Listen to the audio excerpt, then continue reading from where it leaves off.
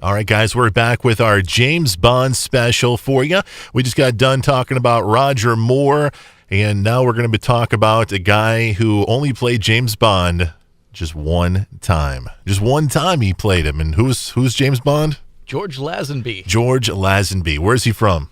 He's from Australia. Australia. That's right, man. And how did this guy get the gig? We had Sean Connery, the legend himself, and then all of a sudden Connery's like, I want too much money, or I don't want to do it. Forget you guys. So they need a new Bond, right? They needed a new Bond, and Lazenby, a little bit of persistence on his part, a little bit of luck, a lot of luck, man, with his whole career, his whole thing becoming famous, because he was this guy from Australia.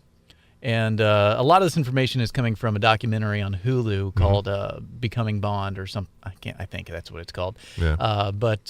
And it's kind of an autobiography documentary from Lazenby. But he was just this guy from Australia. He started selling cars, fell in love with this girl. Her family was well off. They moved to England.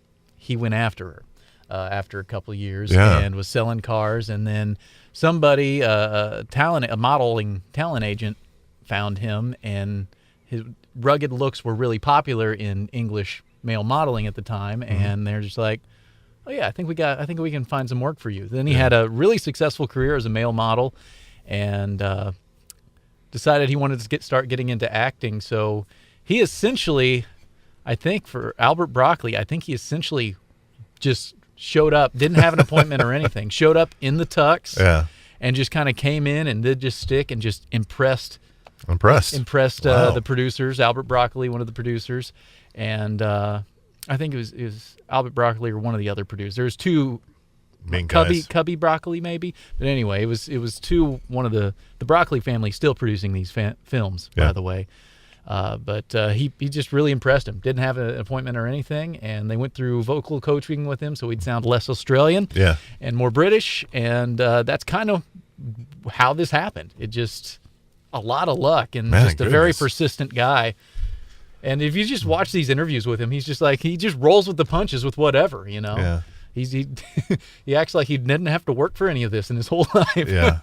So I'm curious. I read something on IMDb, and I don't know if it's truthful or not, because you can tell with those kind of things. But it said that Timothy Dalton, I think, was approached for the role or tried out for the role, but he thought he was too young. He was like 22 at the time. He would have been really young at the time, and this was filmed in late 68 and 70 and released in 1969 in December of that year.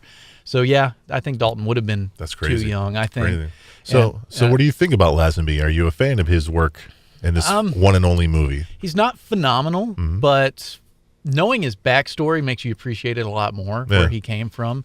But when it comes down to a lot of the moments, like one of the moments, he's kind of got the swagger, and he's got the little bit of a smirk when he delivers some of these lines, and he gets to play a Bond who is playing this Scottish character in the main plot of the movie, following all these at this I don't know where it is. It's some sort of faux health clinic on top of the Alps in this observatory. It's like in the Swiss area or something. Up in the Swiss Alps, up in this observatory, and Blofeld, the guy he's after, is running it, and it's kind of a front for whatever he's doing. And there's all these beautiful women that are there to treat different weird ailments, and Blofeld's kind of in guise as the doctor treating all these women, and Bond plays a character who's a Scottish guy who's impotent. So so he pulls one over. What's going on in this movie, guys? To get information about the facility and how the inner workings. He ends up sneaking into a bunch of these women's rooms and doing the Bond thing, and they're like, "Oh, you cured me," and all right. So basically, what you're saying is we've got James Bond who is not playing James Bond. We've got Blofeld who's not playing Blofeld. We've got these two iconic guys, good, evil, and they're playing somebody else for a lot of the movie. Yeah, and you can kind of tell that they both know what's up the whole time. They're just playing a chess game. They're playing a little cat and mouse. All right, man. So I was trying to remember, okay? Help me with this. 6 months ago, we reviewed a bunch of other James Bond films, and we did one. Did we do From Russia to Russia with Love? Or I think so, From Russia with Love. And was that the first movie that had Blofeld in it?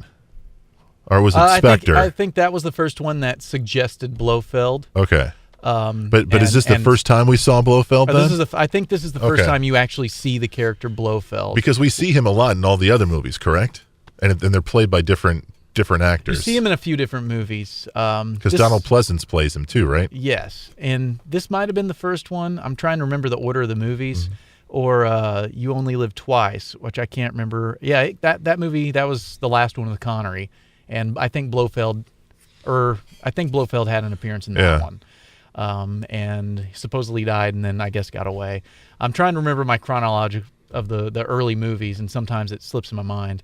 But yeah, this isn't the first time. I don't think this is the first time you see Blofeld, but I think it's the first time that he's the big bad throughout the entire movie. Okay, because I was wondering that when I was watching the film. I was like, don't these two know each other already?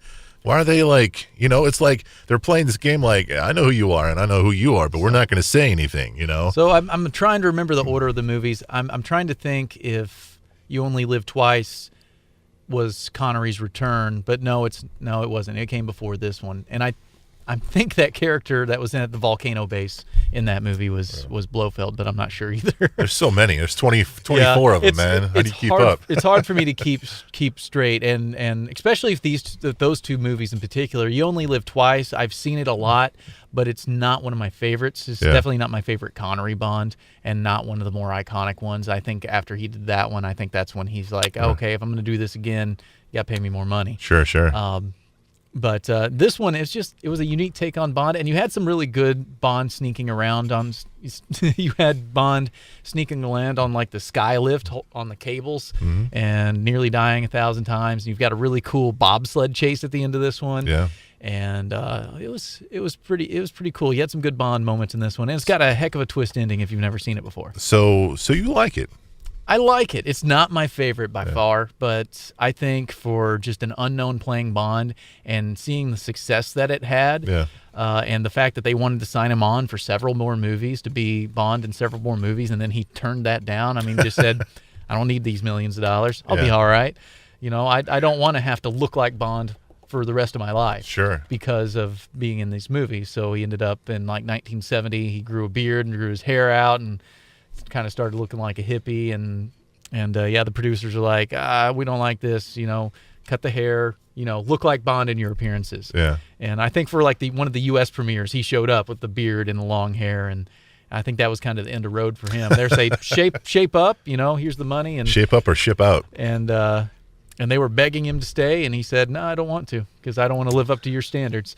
I know this is a hard question, and this is really an impossible question, but do you think the James Bond franchise was better do you think things would have been status quo if he would have stayed? Do you think they'd have been more successful, or do you think Roger Moore stepping in helped the character move on? I think because you're moving into another decade. I mean, in the 72, I think, is when Diamonds Are Forever, which was Connery return and his final appearance as Bond, at least in the MGM Bond universe. Yeah. He did another one that was a rehash of Thunderball in the 80s as Bond. With Kim Basinger, right? With Kim Basinger. And that one was okay movie, but it doesn't fit in with everything else. Yeah. But I think Roger Moore coming in, especially after Diamonds Are Forever, which was you're seeing an older Connery by that point, running around with these younger girls, and I don't know if that revved really well. And it was just it was kind of an out there Bond. You were starting to see it to go in the direction of where the Roger Moore Bonds ended up going. Yeah. The little bit more campy goofball Bond. That's true. Which I call Roger Moore. He had swag, but he was also he was goofball Bond, and he was a cartoon character. He was a cartoon character. He made Bond a cartoon character. So, Her Majesty's Secret Service, where does this rank for you? Is it in the, hey, these are pretty good, or these are pretty lame, or is it ranked somewhere in the middle for you? I think it's kind of a middle of the road Bond. I think it's for, if you're a hardcore James Bond movie fan, don't introduce anybody on this one.